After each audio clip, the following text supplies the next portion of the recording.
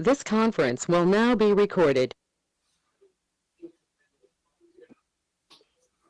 Good evening and welcome to the City of Warrenville Community Development and Planning Committee of the Whole regular meeting on Monday, January 10th, 2022. In accordance with Governor Pritzker's disaster proclamations, Section 7E of the Illinois Open Meetings Act 5 ILCS 120/7 parentheses E, and a determination by the chairman, me, Bill Widener, this meeting will be held virtually. Also, please note this meeting is being recorded, and it is the city's policy to require face coverings during all public meetings in City Hall, regardless of vaccination status and social distance from others. Deputy Clerk Gravetti, may I please have the roll call? Mayor Brummel? Here. Alderman Anderson? Here. Alderman Ashaw? Here. Alderman Berry? Here. Alderman Davalos? Here. Alderman Goodman? Here. Alderman Crucial? Here. Alderman Widener? Here. Staff? City Administrator Coakley? Here. Assistant City Administrator White? Here. Community and Economic Development Director Menson? Here. Clerk Clark? Deputy City Clerk Gravetti? I'm here. Is there any other staff that I'm missing? Okay, you have a quorum. Thank you very much. Please join me from your location in the Pledge of Allegiance. I pledge allegiance to the flag of the United States of America and to the republic for which it stands, one nation, under God, indivisible, with liberty and justice for all. Thank you. Now's the time we set aside for citizens' comments. We'll hear verbal or written comments from the public. And I'm not aware, since I'm not seated in the city council room, I'm not aware of anyone there to give public comment. Administrator Coakley, can you let me know? You are correct. There is no one's making public comment tonight, and we did not receive any emails either. Okay, thank you. And once we conclude public comments, there will not be another opportunity for the public to comment. So now we'll move on to officials and staff comments, beginning with Mayor Brummel. Happy New Year, Mayor. Happy New Year to you also, Alderman. I have nothing to add at this point tonight. Thank you. Thank you. We'll go next to Alderman Anderson. Alderman Anderson. No comments tonight. Thank you. Thank you. Alderman Ashour. No comments tonight. Thank you. Thank you. Alderman Berry. Just Happy New Year to everyone. That's it. Thank you. Thank you. Alderman Davalos. I don't have anything tonight, Chairman. Thank you. Thank you. Alderman Goodman. I have one item. Summer Lab's virtual open house is coming up in February, and in preparation for that, they are soliciting art. Anyone who wants to submit art to be part of their virtual art gallery. There is information on the events fmal.gov website about how to go about submitting a picture of your artwork, especially if you've made any art inspired by science or connected to science or particles in some way. They would love it. You can also take a look at last year's virtual exhibit, which is still up on their website, and the art is due by January 26th. So you can contact me if you need more specific information, or just look on the Fermilab website, fmal.gov. Thank you. And Alderman Crucial. Nothing for me. Thank you. Okay, thank you. Okay, we'll move on to the business of the meeting. Tonight's first item is consideration of a designation of interim and ongoing development committee vice chairman. As you all are aware, Alderman Wilson is no longer part of the council member and or no longer a council member, and we have a vacated position that he fulfilled as the vice chairman of the Community Development Committee. And over the weekend, I had the opportunity to discuss the opening with Alderman Krischel, and having known previously of his interest in community development projects and initiatives and everything, I thought I'd reach out to him and ask him if he would be willing to fulfill the role. So he's thought it over, and I don't know if you have any comments, Alderman Krischel, but this morning we received an email that he is expressing interest in fulfilling that role. So, Alderman Krischel? Yeah, thank you. Yeah, my only concern would be, if there was some flexibility on the pre-meetings when we discuss agenda items and things. And as long as we're good with that, I had sent an email this morning. But that was the only hang up I had for myself. So if we think we can work through those things, I'm good. Sure. Had some discussion with Director Menser about the possibility, and he believes that the dates and times that you set forward, that we can establish the required flexibility so that you would be able to attend the agenda setting meetings, and then certainly if I'm absent as chair from any of these meetings, you'd be able to fill in at the recommended time slot, or at the scheduled time of the meeting. I don't know if Alderman Menser, did you have any comments or anything like that? You see any problems or opportunities with this appointment? No, I have no concerns about the appointment. I have not yet had an opportunity to share, though, the various times that Alderman Krischel indicated that he would be available most weeks to have those types of pre-meetings with the city administrator, but there were plenty of options, so I'm confident that we'll be able to find a option and day and time that works for all involved. And I'm looking forward to working with Alderman Krischel on the Community Development Committee packets going forward. Okay, thank you. That's, I think, all the information that I have to share on this item, and if someone would care to make a motion, we would be able to move forward with Alderman Krischel as the vice chair on an interim if I get blanked off the screen this evening, and also moving forward in future meetings. This is Alderman Goodman. I'd like to make a motion to designate Alderman Krischel to serve as the interim vice chairman for the January 10th, 2022 Community Development Committee of the Whole meeting, and to recommend the City Council designate Alderman Krischel to serve as the ongoing vice chairman of the Community Development Committee of the Whole. Second, Alderman Davalos. Okay, we have a motion and a second. I guess the deputy clerk, do you want to read the roll, or do I read the roll? It's been a while. I can read that. Okay. It'll be my only chance tonight anyway. Alderman Goodman. Aye. Alderman Anderson. Aye. Alderman Weidman. Aye. Alderman Krischel. Aye. Alderman Berry. Aye. Alderman Ashaw. Aye. Alderman Davalos. Aye. Motion carries. All right. Before I turn it over to the mayor, I just want to say thank you, and I appreciate Alderman Krischel's involvement, and very much look forward to working with him and sharing perspectives on community development projects and processes going forward. Mayor Brummel, any concluding comments before I see Alderman with her hand up? But let's first go to Mayor Brummel. Thank you. I was going to say exactly what you said. Welcome aboard. I'm sure you'll do a great job, Jeff. Thank you.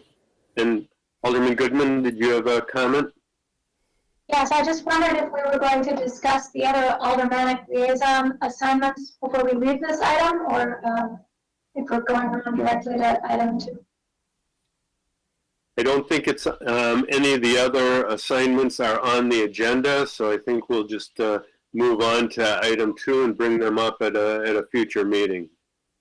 Well, I had a question about whether the Prairie Path Trailhead Work Group was likely to have many more meetings. Because if it's a long time commitment, I might consider it, or we might not even need to fill the vacancy, I suppose.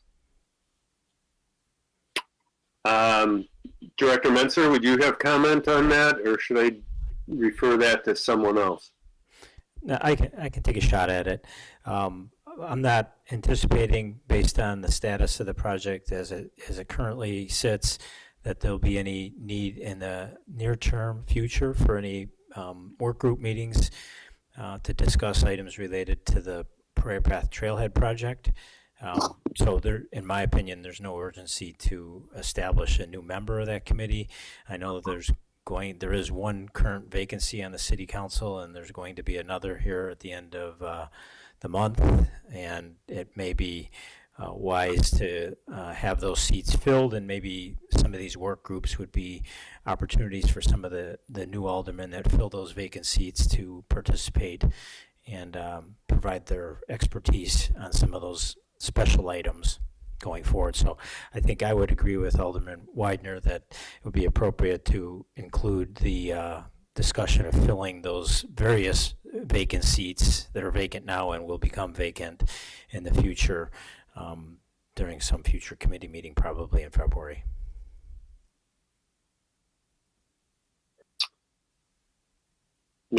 Alderman Ashour. Thank you.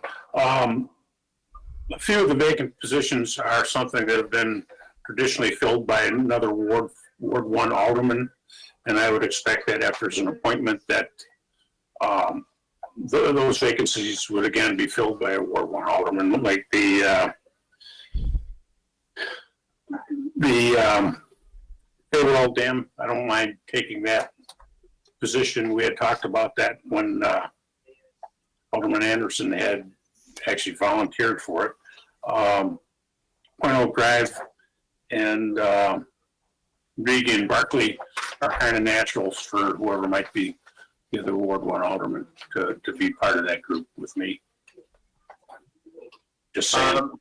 Yes, we can note that, but since these items aren't on this evening's agenda, I feel it'd be appropriate to wait for a future meeting to discuss those. But certainly, I understand your comment. Thank you. Thank you. Moving on to agenda item number 2. It's an informational report on the population data from Stafford Place and Warrenville Horizon projects. And Community and Economic Director Menser will lead this discussion. Director Menser? I think I got demoted. I thought I was the alderman. Thank you. It's not a surprise that to anyone on the city council, but the city council ends up taking action on a lot of special approval requests related to new development in the community. There are 2 specific projects in the TIF District 3 Civic Center area where the city council was asked to consider adjustments to the standard city school park library donation requirements that developers of residential projects would normally have to pay. The developers of both the Stafford Place project, Earhart Construction, and the developer of the Warrenville Horizon project, the Alden Foundation, each requested as part of the approval of their project that the donation requirements for their projects be adjusted because of the unique nature of their project. From their perspective, they provided data to support the request. Ultimately, the city council approved those requests. Both of those projects are now complete. They were both completed this fall for all practical purposes, and we thought this would be a good opportunity to kind of report back to the City Council and address any questions, follow-up questions the City Council has. So specifically, I'd like to go over quickly what the developer requested and what the City Council approved, and then what the actual population that now exists in each of those projects is. So as it relates to the Stafford Place project, the developer essentially requested that all but 3 of the homes in the project be considered attached housing when determining the population generation within the project. And the population generation projections are key components of the formula the city uses to define how much money a developer will need to pay for each unit in the project. So the more the more bedrooms and the more bedrooms a home has, the larger the population number.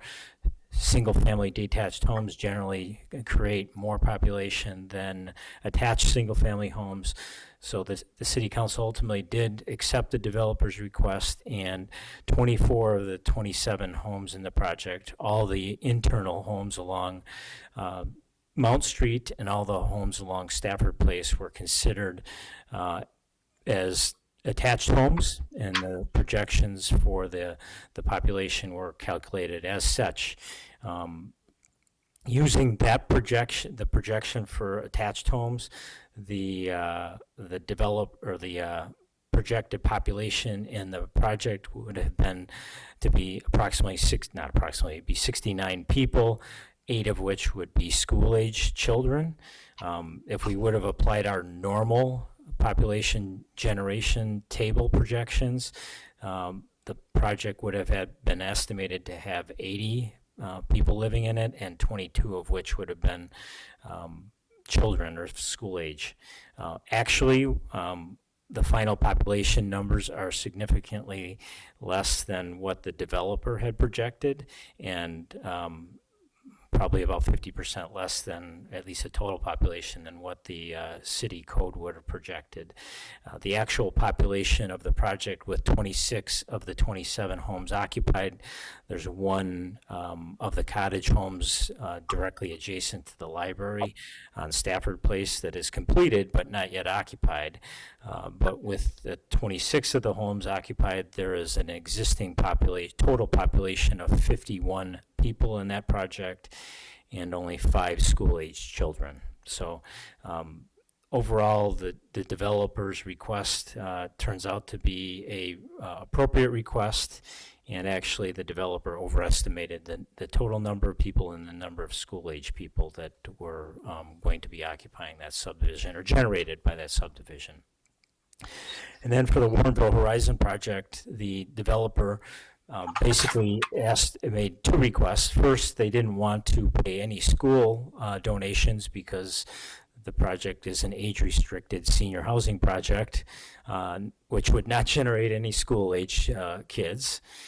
So the City Council approved that, and then the developer had 13 other similar projects in the Chicago metropolitan market, and they actually had a detailed accounting of the number of people that lived in each one of those projects. So they asked that the population generation for the Warrenville project be based on the average number of people living in the other projects, based on the number of units in each of those projects, and based on that projection, they anticipated or estimated that the total population of the project would be 75 people, as opposed to the 119 people that the city's standard school, park, and library donation population projections would have estimated be in the subdivision. Ultimately, when the project was completed, there are 77 people living in the project, so 2 more people than what the developer estimated, but far less than the 119 that the city's standard requirements would have suggested live in that project. The way the City Council approved that project, however, is that once the project was fully occupied, the developer was obligated to report the actual population and then remit any additional park and library donations for any additional population over the 75 that was originally approved by the city council. So long and short of it is that I think that in hindsight, the process that the city has in place to allow developers to make these types of requests is appropriate, and the approvals that were granted in each one of these projects seem to be appropriate in after the fact review. Thank you. We'll open it up for questions and comments, beginning with Alderman Anderson. No questions. My only comment was I love this process. How great to come back and check actual data versus planned. And, you know, clearly in this second one, this developer knew themselves. They'd done this before and their data was really good. Great. So I just think this is a great process and that we're taking the step. No other comments. Thank you. Alderman Ashour?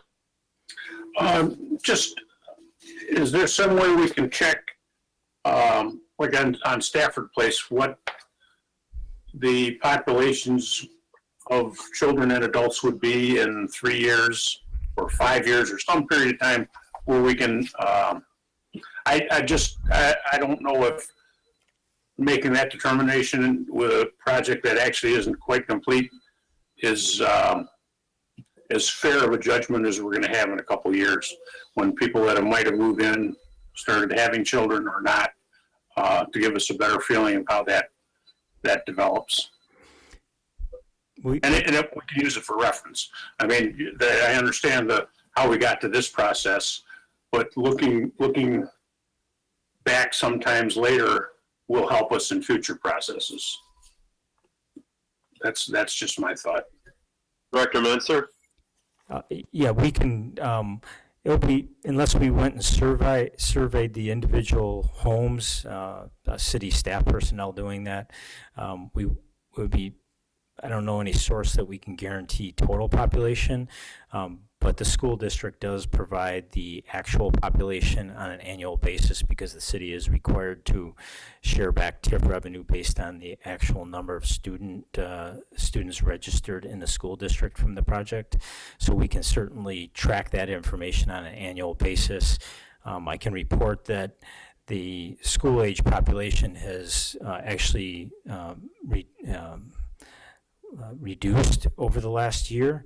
At one time there were 7 school-age children in the project, and now there are only 5.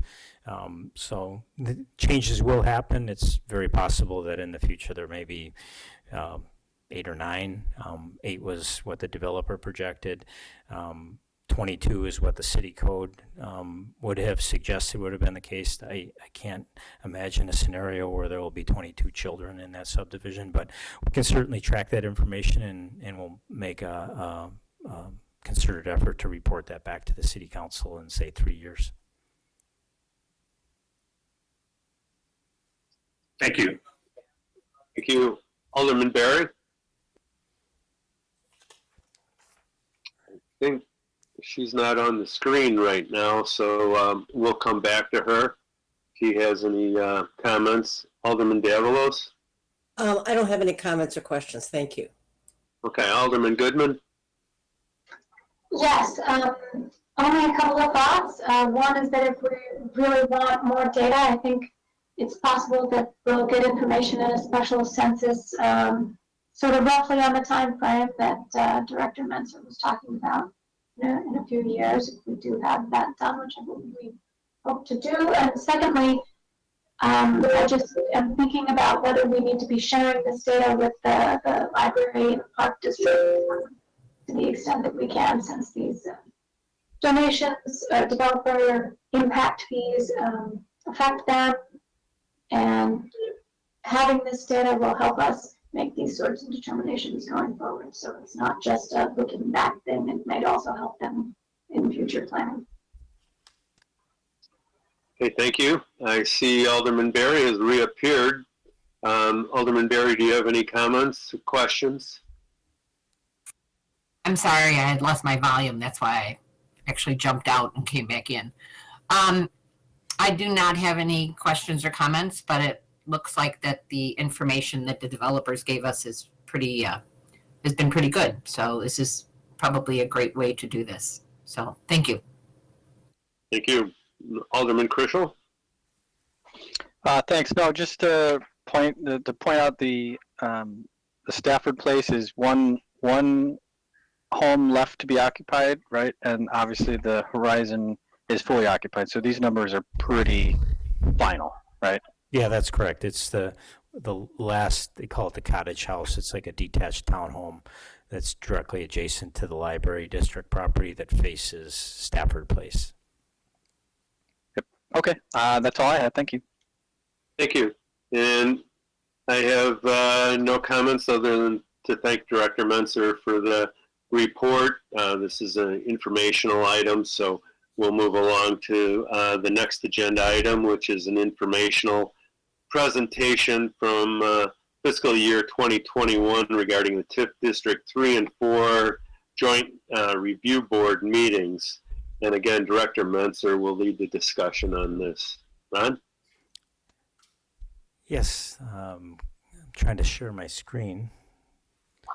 Let's see here.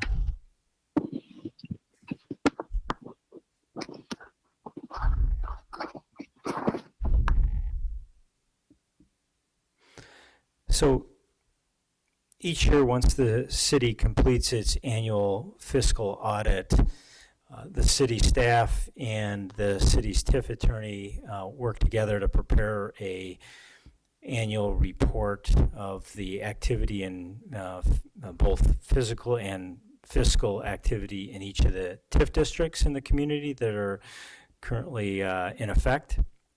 That report is then sent to the state comptroller's office and then shared with representatives of each of the key overlapping taxing districts that part of their district is within one or both of the TIF districts.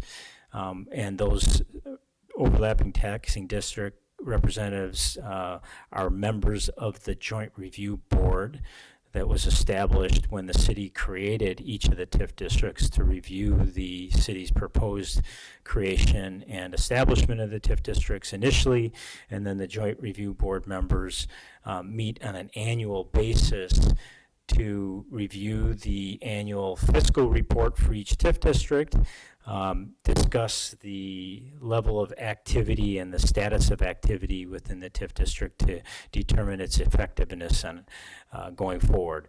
And the most recent annual JRB meetings for both TIF 3 and TIF 4 were held in November.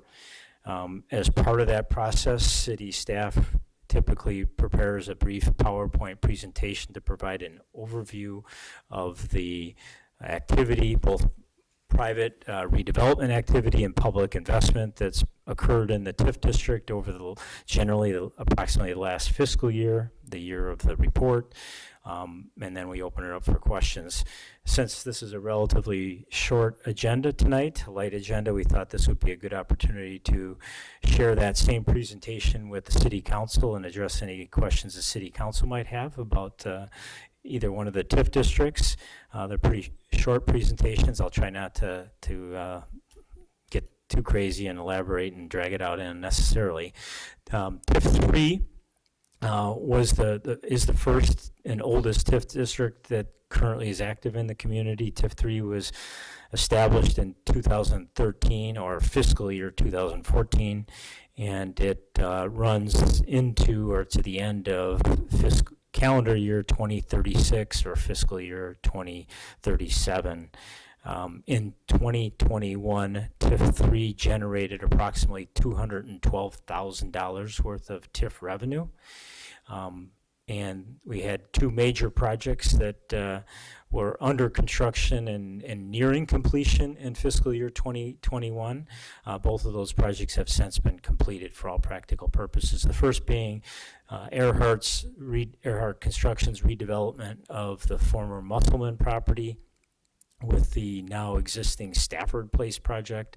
Construction of that project began in in fiscal year 2018. All 27 homes proposed in the subdivision have been constructed. All homes have occupancy permits as of today, and all have been occupied except the one that's still for sale that we spoke about in the last item. The second project, let me go back. I just want to point one thing out that when I was reviewing this presentation, I thought was very telltale sign here. This picture here, I hope everybody can see my arrow. Yeah. This is a photo of the former Musselman Lumber Company warehouse building just before it was demolished after the city purchased it. And it's taken, the point this picture was taken from was right off of Stafford Place. And it was kind of a rundown, dilapidated building. Certainly didn't fit in with the character of the old, or the Civic Center that had evolved in and around the project site. This picture is taken essentially from the same location this past fall, and now there's a small neighborhood with a very attractive streetscape in place of what used to be a very dilapidated, kind of non-contributory old building in the heart of our community. So that was interesting to point that out, that transformation.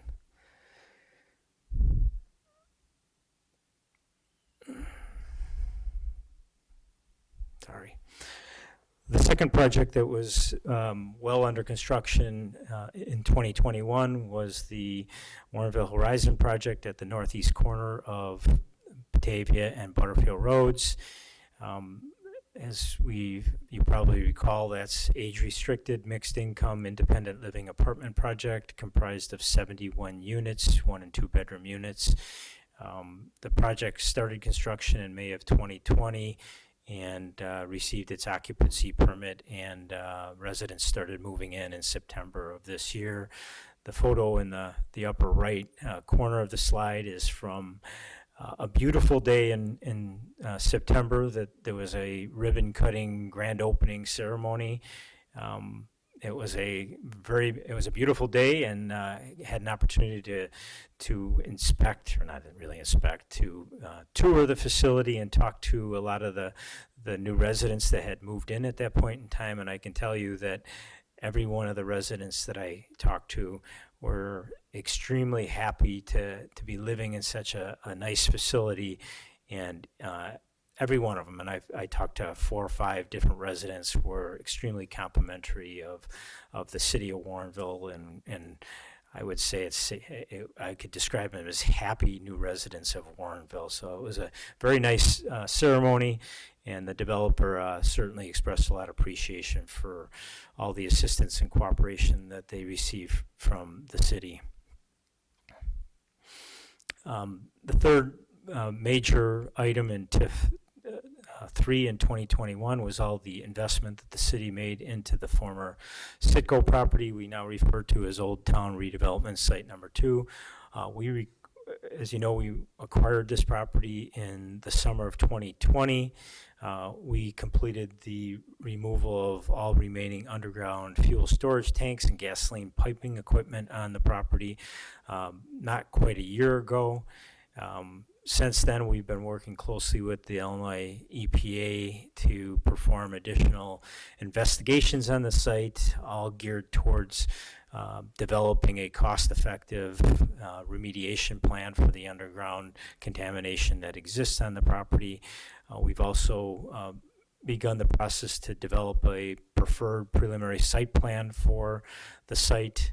There's been a couple of public meetings on that, and we're anticipating that sometime in the next couple of months we'll be making a presentation to the City Council on a preferred redevelopment plan recommendation for that property. And then just this past December, we completed the demolition of all the remaining site improvements and building improvements on the property. So with that, if you have any questions about TIF 3, I'll do my best to answer those. Thank you. Beginning with Alderman Anderson. No questions or comments. Alderman Ashour. No questions. Thank you, Ron. Alderman Barry. I just have one comment. I'm so happy to see in the redevelopment where we did the Earhart Project that it's, you know, I remember walking through that building when we were, after the city purchased it, and it was just a mess. So it's so wonderful to see what's grown in that space. And the people that live there, I know one family who I know from St. Irene's at church, and a mother and a daughter, and they love it there. And also at the Senior Project, the Bourneville Horizons, I actually know someone else who does live there and has a business in Warrenville, and a small business that she runs on her own. And she moved in there in September and just adores the place.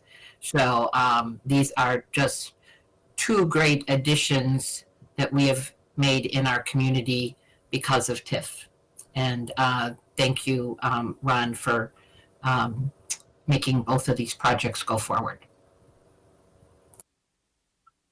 Alderman Davalos?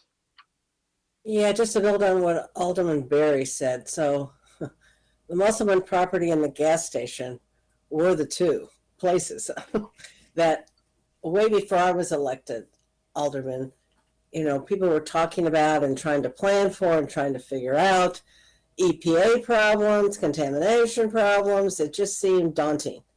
And look what we have now.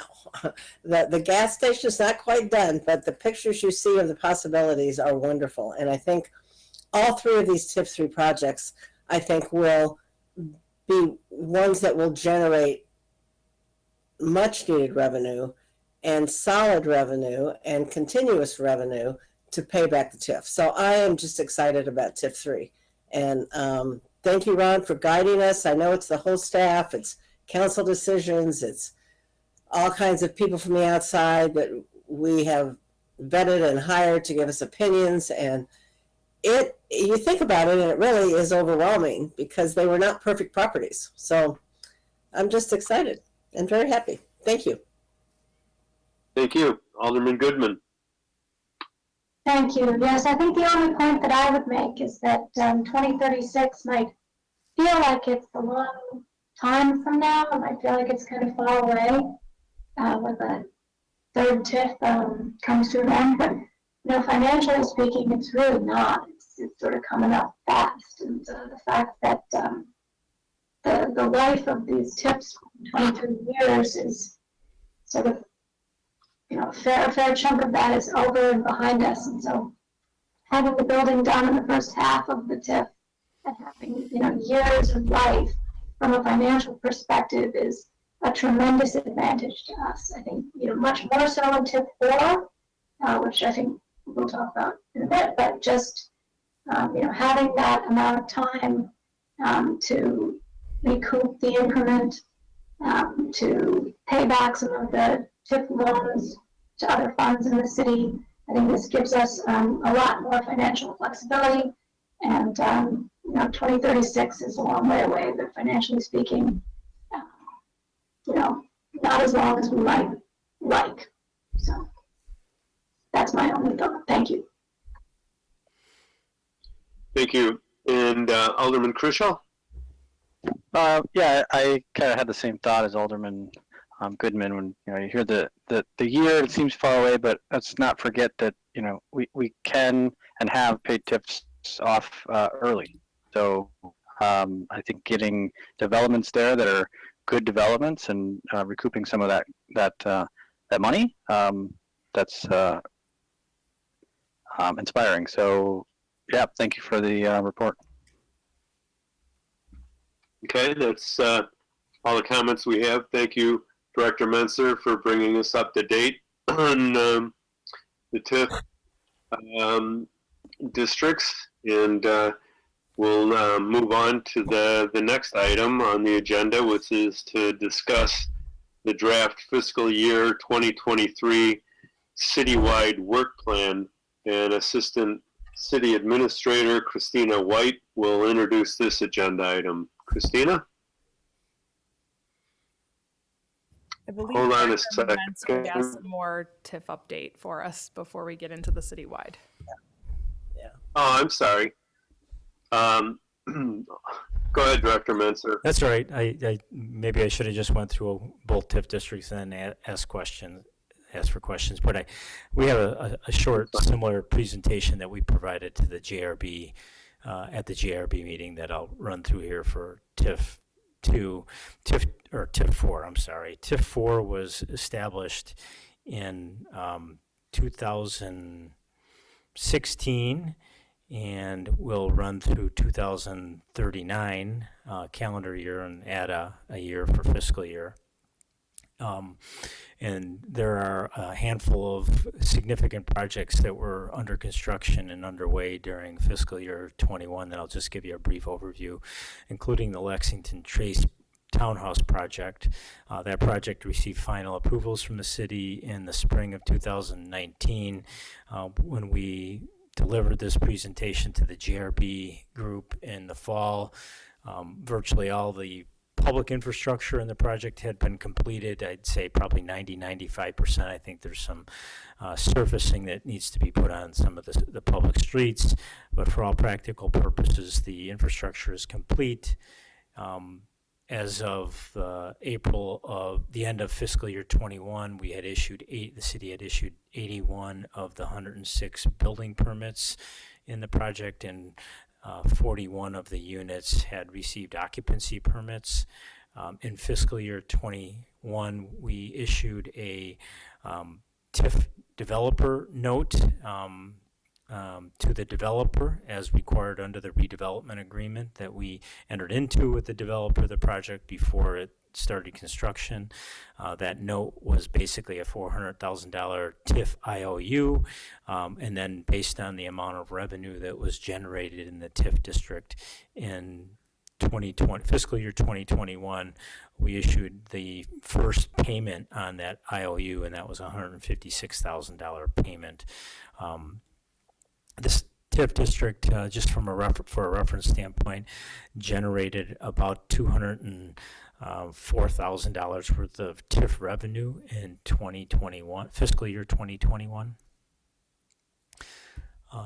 The next projects that we'll talk about are related to the Everton project on the east side of 59 at the new Route 59 Duke Parkway signalized intersection, starting with the Everton MI Home Townhouse project. That project also was approved in the spring of 2019 and also has the majority of its public infrastructure essentially complete. In fiscal year 21, we had issued, by the end of fiscal year 21, we had issued 52 of the 89 building permits in the project and 32 occupancy permits. To the south and to the east of the townhouses is the Everton Flats apartment project. The final PUD plans for that project were also approved in the spring of 2019. When we met with the JRB, or we conducted the JRB meeting in November, the project had been completed by then, and 95% or more of the units were occupied. I'd call your attention to the picture in the upper right-hand corner. It was the grand opening ribbon cutting ceremony that was conducted. That's the mayor with his big weapon, scissors, with the president of the development group that constructed the project. It was an absolute beautiful summer evening, and the sun was setting to the west. It was really a beautiful ceremony. And what I remember most about it is right inside the glass windows, they had a really nice spread of food, and the mayor and I had the opportunity to interact with a number of the new residents in that project. And what I remember is that there was a very diverse makeup of residents in that community, from young to old. And we talked to several from all different age groups, and they were all very complimentary of the project, and just like the Warrenville Horizon project, the people that came up and talked to the mayor and I were extremely happy to be living in the project and really love the Warrenville community. And there was a younger family that had a newborn. They were living in the project, saving up to hopefully buy their first home in Warrenville because they want to plant their roots and raise their family in Warrenville. So it was a really cool event from my perspective to see all the work that we put in on paper, what it really meant in the real world and to people's lives. And with that, I address any questions if anybody has about TIF 4. All right, we'll go around and ask all the aldermen if they have questions or comments, beginning with Alderman Anderson. Yeah, Ron, 2 questions. One, understand the pace or in the occupancy of the last project, but when we look at Lexington and the other Everton, I don't know how to evaluate the 52 of 89 and 32 occupancy. Is that on the pace that we had expected? A little behind, a little bit ahead? How would you characterize that? And then the second question is, there's the 2 retail, the Culvers and the Thorntons. Do those not count in the discussion? Or how do you think about those 2 entities? Okay, I'll start with the second question first. Those are not in this presentation because those 2 projects were completed and we discussed it with the Joint Review Board at their fiscal 2020 meeting. So just over a year, just a little more than a year ago. So that's why they're not in this presentation, but they're certainly important parts of the Everton project. And I know my family absolutely loves that Culvers. They can't get enough of the Culvers from my perspective. Then the second question you had is kind of the absorption rate of the 2 residential townhouse projects. I think it's safe to say that the Everton townhouse project, that absorption has been a little slower than what they had hoped and projected. Not terribly, but a little slower. But on the flip side, the absorption of the Lexington Homes townhouse project has been materially faster than what they had anticipated. It was a month or 2 ago, I think I reported in one of the weekly report blurbs that the administrator distributes on Fridays that project, while it's not completely built, they have sold out. They've sold all the units in that project. So essentially it's on its way to be completed relatively quickly here. Great, thank you. You're welcome. Alderman Ashour. Thank you for the report. I don't have any questions. Thank you. Alderman Berry. No questions. Thank you. And Alderman Davalos. I don't have any questions either, but as I sit and think about all the TIF discussions we've had among the aldermen and in public and in elections and all kinds of things, TIF 4 is just an amazing advertisement for TIFs. Nothing happened out there till a TIF, and so that typically is why you get a TIF, of course, and how you get a TIF, but it just happened so quickly after we got the TIF that it's just, if you want reason to have a TIF, I would throw this into somebody's advertising bin, I think, because it's perfect. Anyway, thanks for all your work and great information tonight. It's kind of fun to see all this. Thank you. Alderman Goodman. Yes, sort of in the same spirit as Alderman Anderson's question, I had a resident question today, which I couldn't answer, about whether there had been any more commercial interest in any of the restaurant spaces that are vacant next to the Culvers. The Culvers is certainly very popular. They're doing great. I hope that they are an advertisement for how well businesses in that area can do. Do we know from the Everton people if they've got any plans in the works? They are actively and have been actively marketing the property. To be frank, they're residential developers. They don't want to own that commercial property and have that on their books. So they're motivated to sell that property. But there are some limitations in the PUD approvals that restrict to a certain extent the easiest land uses from locating there, such as gas stations. They could have sold the property probably 4 or 5 times over if they could put a gas station there. So they're trying to find a use that is permitted under the PUD approvals for this property.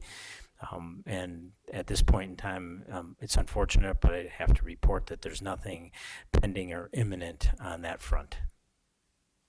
Okay, well, we wish them luck with that. I remember asking them a similar question when they came to us for all the approvals, and they said that the economics for this site does not work for them. They don't get commercial businesses there, so I want them to, succeed in developing in Warrenville. I want our local businesses to succeed, and I certainly hope that, something maybe not exactly the same as Culver's, of course, you don't want competition right there, but something in maybe a similar kind of vein or is similarly popular here in town can be found for that location. Thank you. Alderman Krischel? No questions for me. And I have no comments. Mayor Brummel? Nothing to add, except it's wonderful to see these things succeed. And again, as Alderman Davilo said, it's a good advertisement for TIFs when they're properly used. They produce the results that are intended, and they do it very well. And of course, we follow the rules very carefully, and the product that we've received from following those rules and promoting these projects is phenomenal, and it's a really good thing for the city. So thanks to Ron and his department for leading us in the direction of getting these things accomplished. Great. And once again, thank you for the report on TIF District 3 and 4. And now we will move on to the next agenda item with discussion of the draft fiscal year 2023 citywide work plan. And again, introduce Assistant City Administrator Christina White to handle this topic. Christina, welcome. Thank you and good evening. In your package should be an updated citywide work plan. There is a revision from the last time that we met and presented the draft citywide work plan, and that is the addition of a new Tier 1 item to coordinate the application process of a special census. Again, based on all of the new development, we want to capture the new residents in the community. That is the only change from the last version of the citywide work plan, so I will take any questions, and if the staff member in charge of that item, if there are specific questions, is not here, we can always ask them to provide a response before the next meeting. Thank you. Thank you. Beginning with Alderman Anderson. No questions. Okay. Alderman Ashour. No questions, thank you. Alderman Berry. No questions, thank you. Alderman Davalos. No questions. Thank you, Chairman. Alderman Goodman. Yes, there was discussion the last time we had the citywide work plan on the agenda about whether or not we needed to find a space on here for something where staff is evaluating our solar opportunities. And I know Alderman Lawson is no longer here to second my remark on this point, but had a little bit of back and forth, I think, with Director Kukler about how to work that into the plan, but I don't see any change in that respect, and I just wondered if the rest of the council felt like it doesn't need to be on the work plan. Certainly, if the evaluation of solar happens, it's a multi-department project because you have to consider the financial conditions under which a solar project would go forward, as well as the development and public works connections to that project. So I suppose my question would be aimed more at my fellow aldermen rather than staff about whether there is interest in asking staff to add that to the work plan, or if it's just me. Thank you. Thank you. Any alderman care to respond at this time? This is Alderman Davalos. I just have a clarifying question. So at the top of this citywide work plan, it says they do not have all the work plan items from all the departments, just the ones that have multiple departments involved. So I'm assuming Public Works still has those things on their work plan. And we're just looking at something that is more of citywide that several departments may be on. But maybe I'm not right about that. So that would be my only thought or comment. Ms. White, go ahead. Thank you. That is correct, Alderman. There are department work plans that will be coming with the budget process in likely in February with the budget presentations from each department. Those department work plans have projects on them that are specific to the departments that may not make it to the citywide work plan. So there are likely, I believe in past years, the Public Works Department work plan has had solar projects on it. And I believe it is Director Kukler's plan to have that on the future work plans as well. But it did not, from staff's perspective, rise to the level of being on the citywide work plan. Thank you. So, in conclusion, we'll look forward to his work plan, and at that time, Alderman will be able to address the possibility or lack thereof of solar projects, since it doesn't seem to be a shared responsibility across the city's departments. Is that correct? Okay. Alderman Crucial? Yeah, no, I don't have any questions or comments. Thank you. Okay. And Mayor Rommel, any comments or questions? I have nothing. Thank you. Thank you. All right. That closes out the topic on the citywide work plan. Thank you very much. And we'll move on to item number 5, which is to review and file the Community Development Department fiscal year 2022 program update. Does anyone have any questions? I'll just throw this out broadly. I can see the screen. If anyone has any specific questions, just raise your hand. I will recognize you. And seeing none, I will ask and turn to Director Menser to see if he has any comments that he wants to make regarding this work program update. Director Menser? I have nothing specific that I feel I need to call out. Okay, thank you. And then the 6th item on tonight's agenda is to review and file the bi-monthly code enforcement activity report. Again, if there's any questions or comments regarding this, just raise your hand and I'll recognize you. If not, again, I will turn to Director Menser to see if he has anything that he wishes to highlight. I have nothing specific to call out. Okay, thank you very much. And that brings us to the end of this evening's agenda items. If anyone would like to adjourn us for the evening, please make a motion and do so. Thanks. Alderman Davalos, I make a motion to adjourn. Second, Alderman Ashaw. Okay, we have a motion and a second. All those, well, I guess we need to go through the roll call. Is Deputy Clerk Gravetti there? Would you like to run through the roll one more time for us? Thank you. Alderman Anderson? Aye. Alderman Ashaw? Aye. Alderman Berry? Aye.